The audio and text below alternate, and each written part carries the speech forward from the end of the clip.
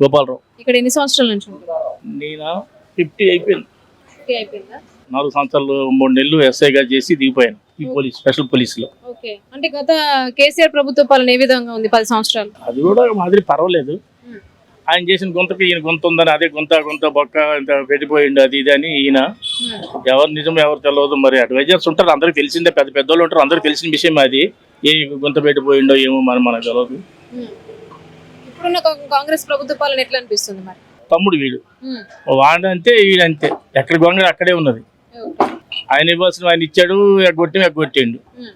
ఒక పేటకి ఇక పేట అమ్ముకుని లాస్ట్ లో వెళ్ళిపోయిండు. వీడు వచ్చాడు, ఈయన ఇవ్వాల్సిన రైతు బంధువులు అవి ఇవి రుణమాఫీలు అవి ఇవి చేశాడు. ఈయన చేయవలసిన కాడికి ఈయన చేశాడు, ఆయన చేసిన కాడికి ఆయన చేసిపోయిండు. ఈయన చేశాడు, ఈయన చేశాడు. అప్పుడున్న అంటే కేసీఆర్ ఇచ్చిన పథకాలు ఎట్లుండే, ఇప్పుడు రేవంత్ రెడ్డి ఇస్తున్న పథకాలు ఎట్లున్నాయి? మీకు అందుతున్నాయి ఏమైనా? మాకేం అందం, డిపార్ట్మెంట్లకి ఏం అందం. ఓకే, అంటే ఎట్లా అనిపిస్తుంది మీకు? ఏ పథకాలు బాగున్నాయి అనిపిస్తుంది? దీని మీద ఆయన కొద్దిగా పర్వాలేదు అనిపిస్తుంది ఈయనకన్నాను.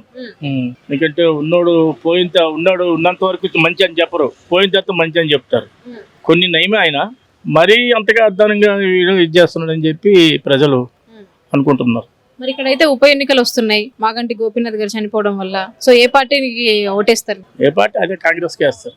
రోలింగ్ పార్టీ ఏది ఉంది దానికే వాళ్ళం రావాలి, కానీ వేరేవాడు వస్తే అది డిమ్మే.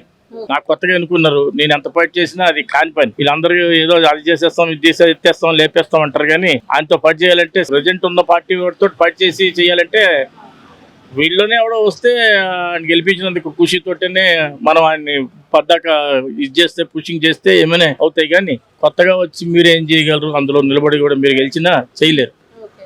అంటే ఇప్పుడు కాంగ్రెస్ ప్రభుత్వం నుంచి నవీన్ యాదవ్, సిఎన్ రెడ్డి వీరి పేర్లు బలంగా వినిపిస్తున్నాయి. సో మీరు ఎవరికి ఓటేస్తారు? నవీన్ యాదవ్ అని ఏ పార్టీలు ఉంటే ఆ పార్టీ. ఇక్కడ డెవలప్మెంట్ ఎట్లున్నది? బ్యాడ్ అని చెప్పలేము, గుడ్ అని చెప్పలేము, అక్కడికే ఉన్నది. ఓకేనండి, థ్యాంక్ యూ. ఓకే.